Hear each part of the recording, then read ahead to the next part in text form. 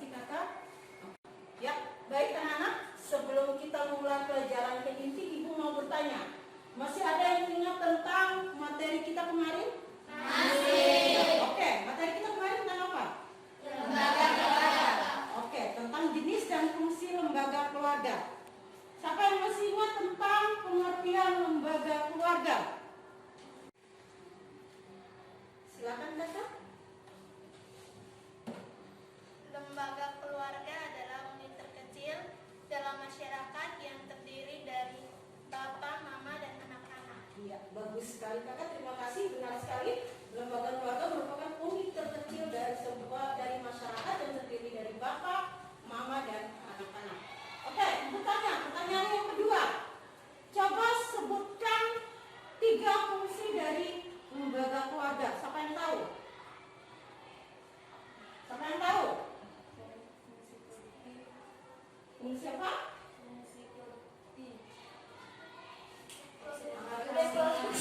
Angkat tangan. Seperti biasa, Jessica angkat tangan dong. Ya, silakan Jessica. Fungsi reproduksi. Fungsi reproduksi. Siapa lagi yang menambahkan? Ya, silakan kakak. Fungsi afeksi. Siapa lagi? Fungsi agen sosialisasi. Oke. Dan pertanyaan yang ketiga dari Ali, walaupun suaranya cuma samar-samar, Ibu bisa katakan fungsi dari lembaga keluarga yang ketiga, yaitu sebagai agen sosialisasi, itu dapat dikatakan sebagai fungsi di mana seorang anak belajar awal di keluarganya sebelum dia belajar di masyarakat ataupun lembaga pendidikan. Ya, baik. Berarti dapat diketahui hari ini kita akan belajar tentang materi lembaga pendidikan. Nah, tapi sebelum itu, Ibu akan memberitahukan kepada kalian, bisa lihat di slide PowerPoint yang Ibu tampilkan, bisa dilihat. Oke, baik anak-anak. Nah, di sini akan selalu Ibu ingatkan kepada kalian untuk selalu semangat di dalam mempelajari ilmu pengetahuan sosial. Baik anak-anak. Nah, di sini sebelum kita masuk ke materinya, adapun tujuan pembelajaran kita hari ini adalah menganalisis tentang jenis-jenis dan fungsi lembaga pendidikan yang berada di sekitar lingkungannya. Ibu akan membagikan lembar kerja, tetapi sebelum dibagikan, perhatikan dulu ya. Ya, ini kelompok 3 ya. Ya, tahu kelompok 3 kan? Ya, bukunya.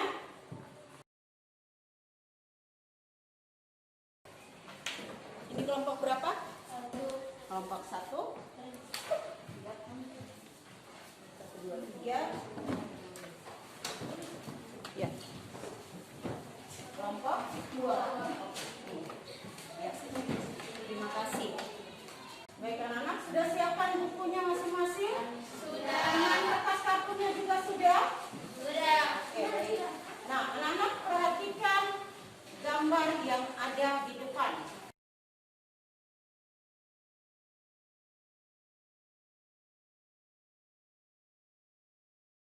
Ada yang mau bertanya terkait video yang pertama?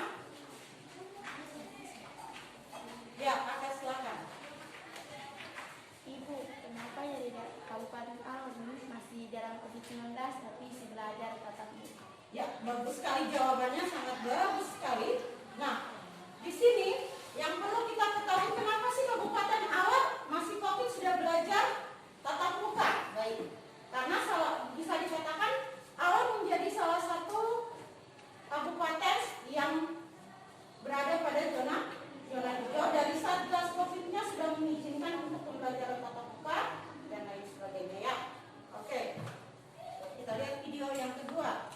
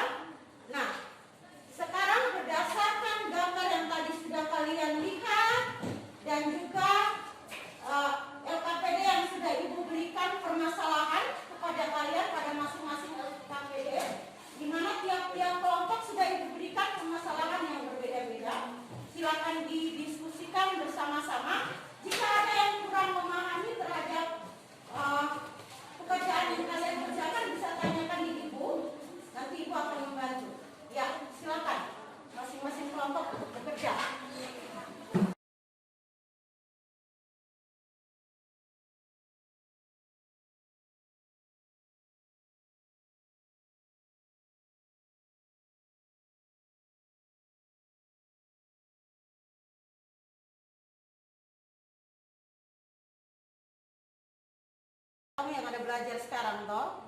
Materinya seperti apa? Oke. Nah, di sini kan Kak Kadang sudah buat toh. Ada pembelajaran yang dilaksanakan secara daring karena itu permasalahan yang Ibu berikan kepada kamu. Pembelajaran secara daring, pembelajaran secara luring yaitu tatap muka. Bagus sekali di sini kamu sudah ada jelaskan peran lembaga.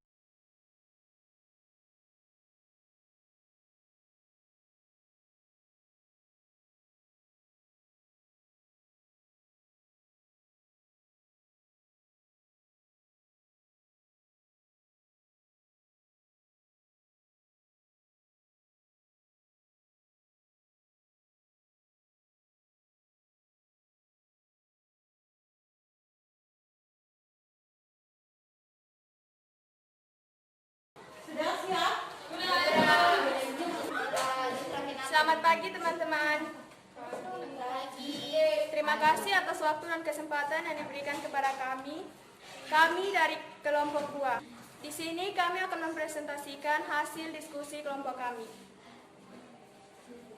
Baik, di sini kami akan membahas tentang pembelajaran yang dilaksanakan secara daring dan luring, serta peran lembaga pendidikan dan juga yang berperan penting dalam lembaga pendidikan. Yang pertama, peran lembaga pendidikan pada saat pandemi COVID-19.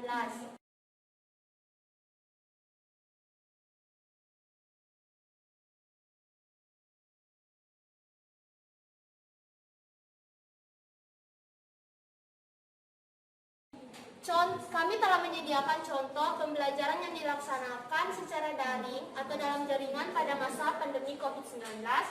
Teman-teman bisa melihat pada gambar yang tertera di depan ini. Di sini kami juga telah menyiapkan contoh pembelajaran yang dilaksanakan secara tatap muka pada masa era tatanan hidup baru atau era new normal.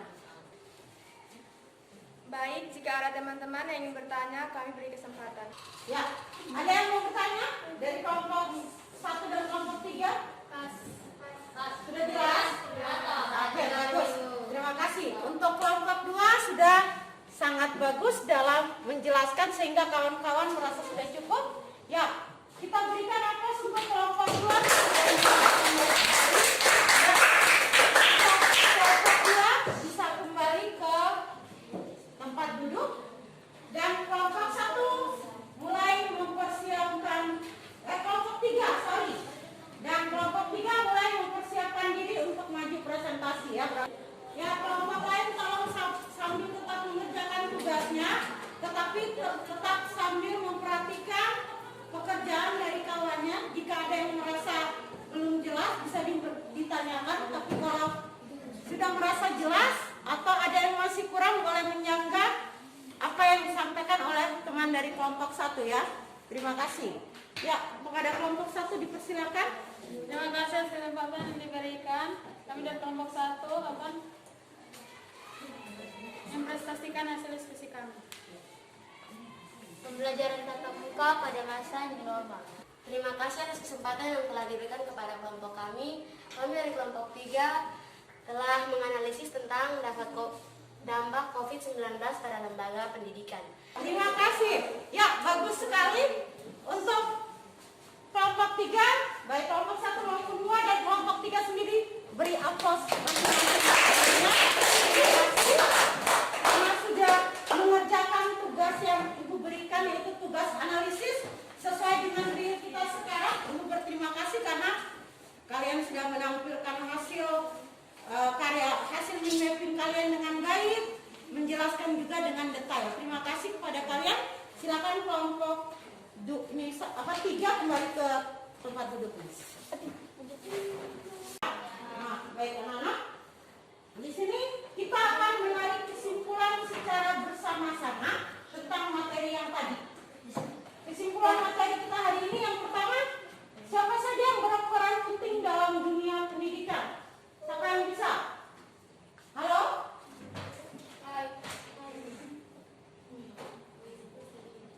Pemerintah dalam hal ini, Ya. Kementerian Pendidikan dan Kebudayaan Nasional. Ya, siapa lagi?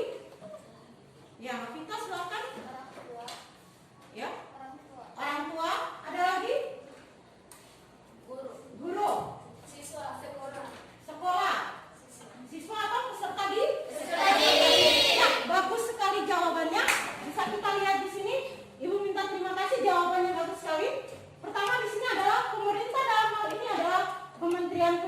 dan Kebudayaan Nasional. Yang kedua adalah Dinas Pendidikan baik di tingkat provinsi maupun kabupaten. Yang ketiga sekolah. Yang keempat guru, orang tua, peserta didik dan juga stakeholder atau pemerhati dalam dunia pendidikan. Ya, sebutkan 2 dampak positif dan 2 dampak negatif dari COVID-19. Pertama, kolaborasi orang tua dan guru. Yang kedua, anak memiliki banyak waktu di rumah bersama keluarga. Itu untuk dampak positif. Untuk dampak negatifnya, penguasaan teknologi yang masih rendah. Dan yang kedua, jaringan internet yang kurang memadai. Bagus sekali, jawaban yang sangat tepat sekali. Berikan aplaus. Sudah? Ya, Analisa, Maya sudah. Ya, oke. Jadi dampak positifnya itu adalah kita bisa menguasai teknologi dengan sendirinya. Habis itu orang tua akhirnya membantu anak dalam hal belajar. Guru makin kreatif dalam membuat video-video pembelajaran. Sedangkan kalau dampak negatifnya adalah jaringan internet yang lelet antara satu daerah dengan daerah yang lain yang berbeda. Yang kedua adalah banyak siswa atau orang tua yang tidak memiliki gawai sehingga menyulitkan untuk terjadinya pembelajaran secara daring. Oke, baik anak-anak. Mungkin itu saja dari Ibu.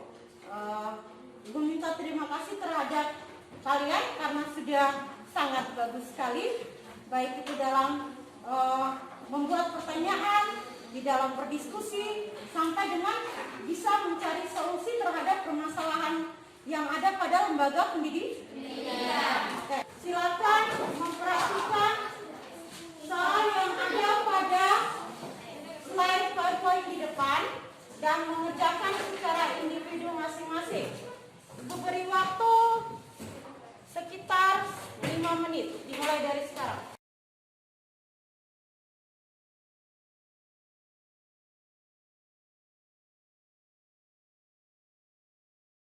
Oke, baik anak-anak, sudah selesai mengerjakan? Oke, baik, boleh dikumpulkan?